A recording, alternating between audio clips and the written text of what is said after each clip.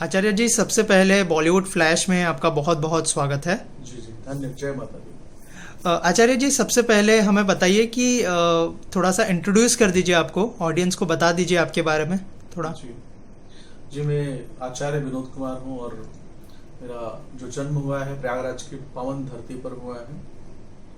हमने श्री महर्षि महेश योगी वेद विद्यापीठ प्रयागराज में गुरुकुल में शिक्षा ग्रहण अर्जित किया है। हमारे जो गुरु है वो श्री महर्षि महेश योगी जी हैं, जिनको हम फॉलो करते हैं, जिनके आशीर्वाद से, ब्लेसिंग से हमने ज्योतिष का गहन अध्ययन किया है। जी। तो कब आपको पता चला कि जो है आपके पास ये विद्या है कि आप मतलब लोगों का फ्यूचर बता सकते हैं, तो उस बारे में कुछ बताइए कि कब आपको पता चला। देखिए, इस कृपा बिन गुरु नहीं, गुरु बिना ना ज्ञान, ज्ञान बिना आत्मा नहीं, कामह वेद पुराण।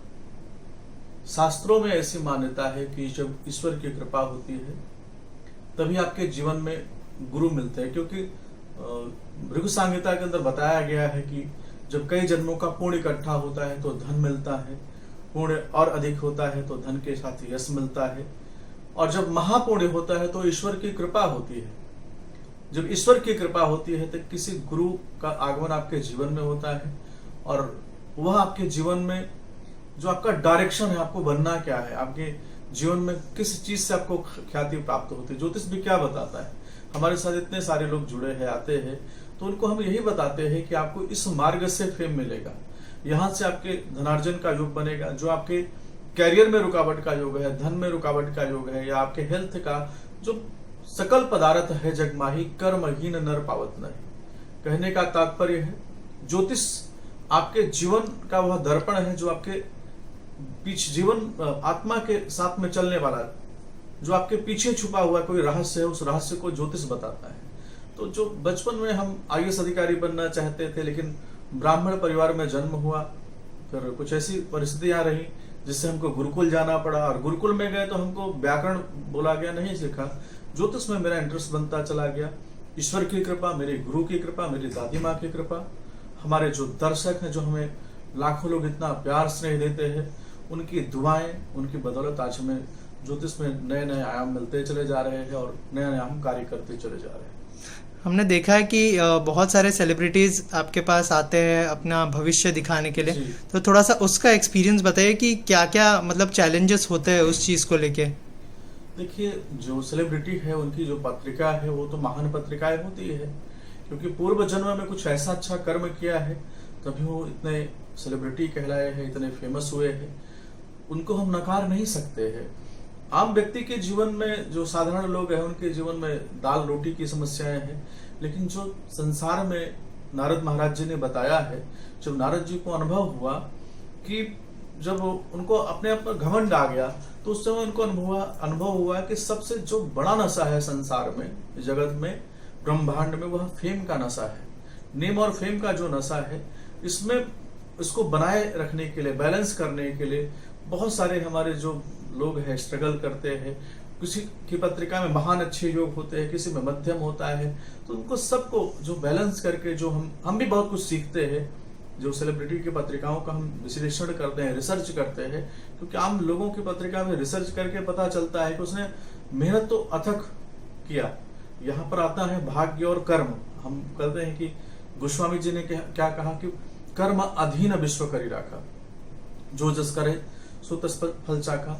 लेकिन भृगु संहिता कहता है कि अगर आपका भाग्य महान है, आप कम भाग्य कर्म करके भी अपने जीवन की स्थिति को अच्छा कर देते हैं।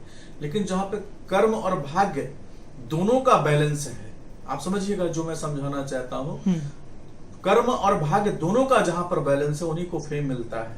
अगर कोई सेलिब्रिटी है, उनका भाग्य अच्छा चल रहा है, लेकिन अगर कर्म अच्छा नहीं करते हैं, वो अपना जो एक्टिंग है अच्छी नहीं करते हैं, उस पर मेहनत नहीं करते हैं, कितना संघर्ष करते हैं बेचारे, जो योगा करते हैं, जिम करते हैं, और कोई भी प्रोजेक्ट उनके जीवन में आ जाता है, तो किसी में उनको मोटा बनना है, किसी में पतला बनना है, तो संघर्ष जो है, ये जो सेलिब्रिटी है, इनकी पत्रिका को देख करके बहुत कुछ, क्योंकि सब देवलोक है, जो देवता लोग बताए गए हैं संसार में, कि जो सुंदर सुंदर हमारे सेलिब्रिटी अप्सराएं, जो हमारी बच्चियां हैं, बहनें हैं, और जो भी नायिकाएं बनती है, इनको जो है गंधर्व से कृपा होती है। तो कहने का तात्पर्य है, अगर इंडस्ट्री में आप आ रहे हैं तो यहाँ पर कर्म और भाग्य दोनों उत्तम होगा, तभी आप अपने जीवन में उन्नति और सफलता का द्वार पा सकते हैं।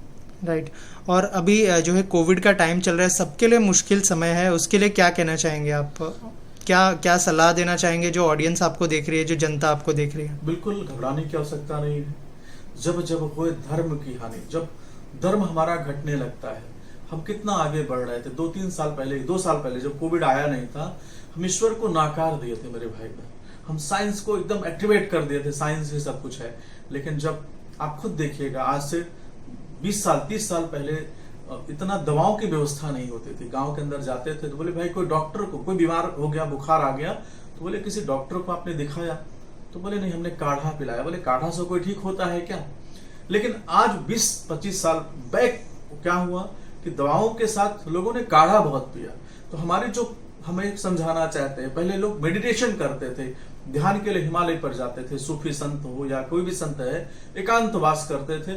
तो बोलते कोई मेडिटेशन से कोई किसी के जीवन में उन्नति होती है क्या, शांति होती है क्या? लेकिन आज देखिए सभी मेडिटेशन करते हैं। तो हम अपनी पद्धतियों के तरफ, जब हम अपने संस्कार से जब हम विहीन होते हैं तो हमारे जीवन में असफलता, परेशानी का युग बनता है। जब अपने हम संस्कार को पकड़ के रखते हैं तो हमारे जीवन में उन्नति, सुख, समृद्धि का युग बनता है। तो आपका जो संस्कार है, माता का सम्मान करना है, गाय, गंगा, गीता का सम्मान करना है। जो जिसका धर्म है वो अपने धर्म के अनुसार अपने कर्म को आप करते रहिए। ईश्वर आपके साथ में है। कोविड नाम का जो महादैत्य है आएगा और जाएगा, इससे कोई फर्क पड़ने वाला नहीं है। जो इस कोविड के अंदर बहुत सारे हमारे परिवार के अंदर बहुत सारे लोग नहीं रहे हैं, उनके लिए हम ईश्वर से प्रार्थना करते हैं उनके जीवन में एक अच्छे जीवन का निर्माण हो, उनके जीवन में उन्नति का निर्माण हो। और देखिए क्या होता है, जब आसुरी निगेटिव शक्तियां आती है तो हम सब पिसते हैं। ये जो हुआ है, ये जो कोविड नाम का दैत्य आया है और इसने बहुत सारे हजारों करोड़ों लोगों को, पूरे ब्रह्मांड में बहुत सारे लोगों को डैमेज किया है। पैसे की बात नहीं, आत्माओं को बहुत डैमेज किया, पीड़ा परेशानी का युग बनाया है। तो आप ईश्वर की आराधना करिए, अपने आप को, अपने परिवार का ध्यान रखिए, अपने संस्कार में रहिए। आप खुद देखिएगा सबके जीवन में उन्नति का युग बनता चला जाएगा। थैंक यू आचार्य जी। जय माता दी।